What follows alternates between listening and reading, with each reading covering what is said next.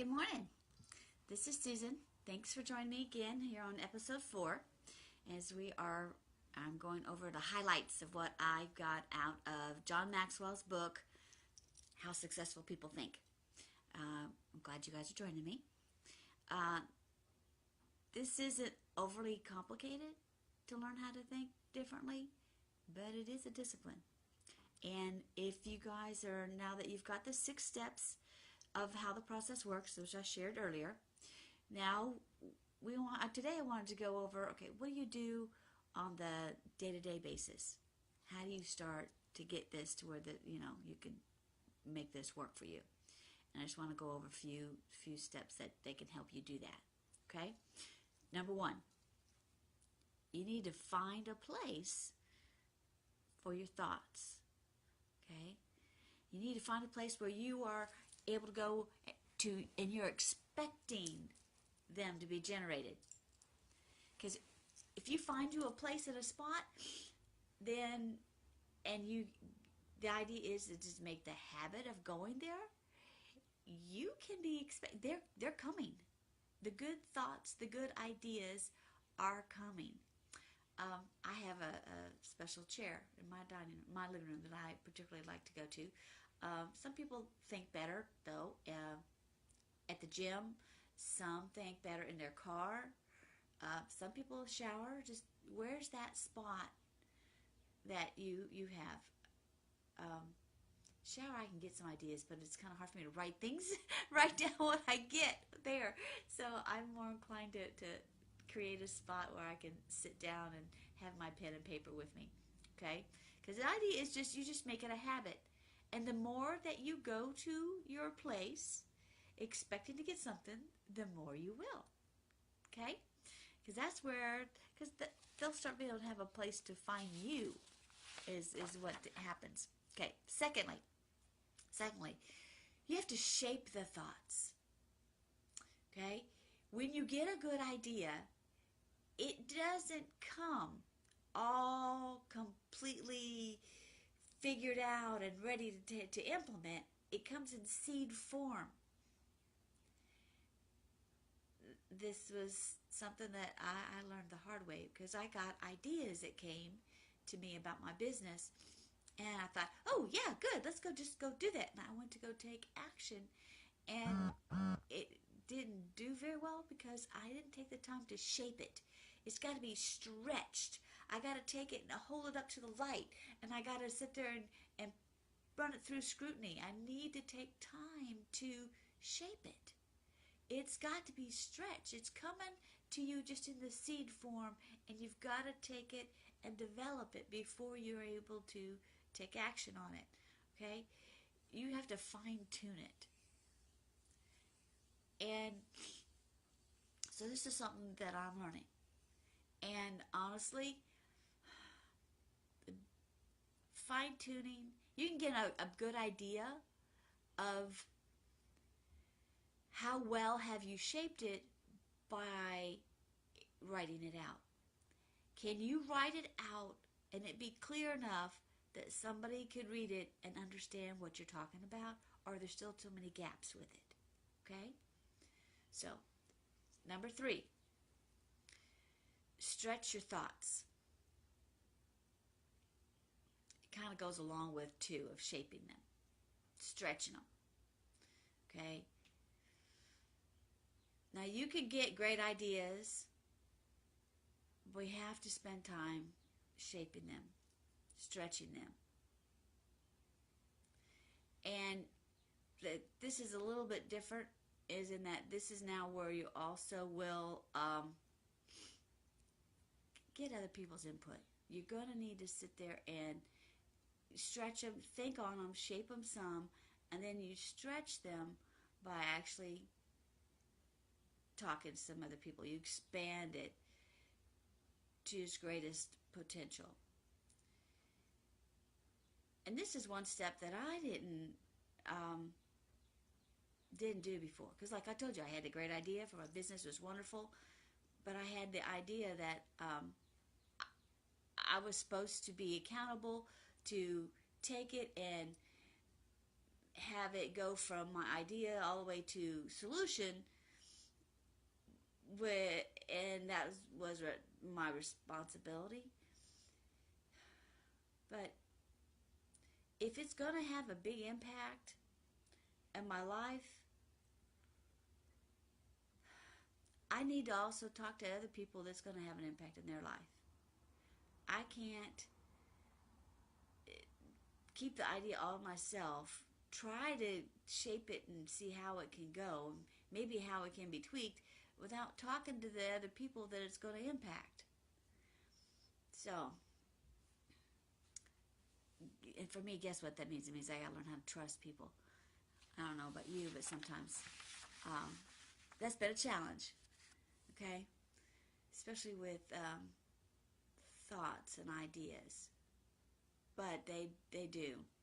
So I can't expect in my home life and my business to sit there and get some idea to come up that's going to change things and not run it by them, not let them be involved in the process and expect that it's going to have much success, because they're not going to understand what we're doing.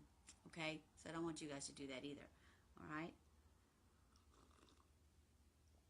So that makes me, now I keep an eye out for people who are thinkers. I do. I'm looking for some ambitious people who are thinking, who do want to go to the next level, who want to have a group of people that are thinkers that can help them challenge and build to their fullest potential. And right now I expect that they'll mostly be women, because women are powerful. But so if you are also looking for that kind of network of women to help you develop your thinking, develop your business, step by step, us work together to get things accomplished, then go to my website, which is susankHopper.com, and message me, and we will get started on developing our plans. Okay? All right, now, step number 4. You have to find a place to land your thoughts. And I had to think on that for a moment, like, what does that mean? But it was, what helped to explain a little bit is Arthur C.D. Jackson put it, he stated this way, he says, great ideas need landing gear as well as wings. Because we're all trying to fly. We're all trying to become our potential, which is awesome. We need to. But we need landing gears, because you can get an idea and it's wonderful in our heads. It soars, it flies.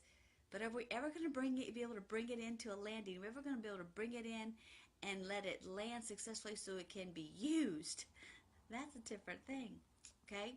So the real power of an idea is when it goes from that abstract into application. All right?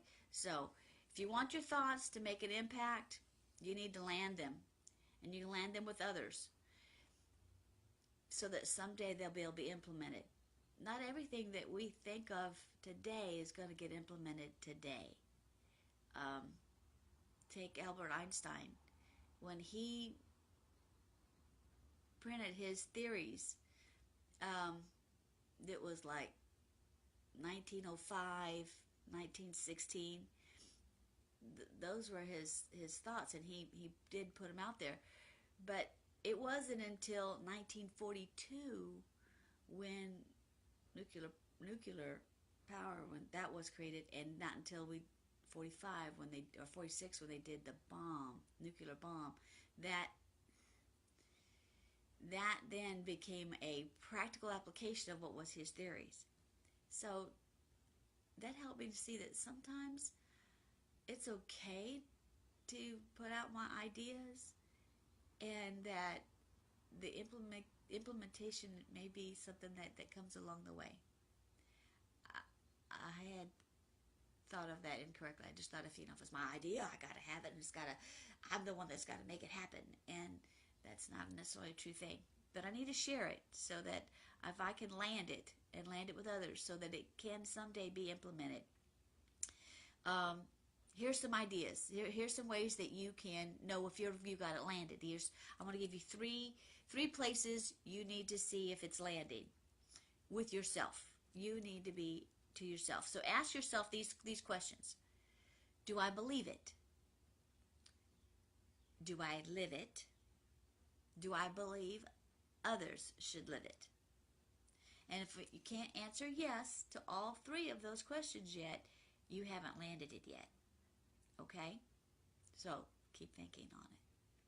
2, land it with your key players. You know, the people that are going to be doing the work, that are going to be doing it. Because, you know, let's face it, though, they're the people who do this stuff, they're the ones who carry out your ideas and turn it into implementation. You need to land it with your key players. And if they trust you, then they're going to trust your ideas.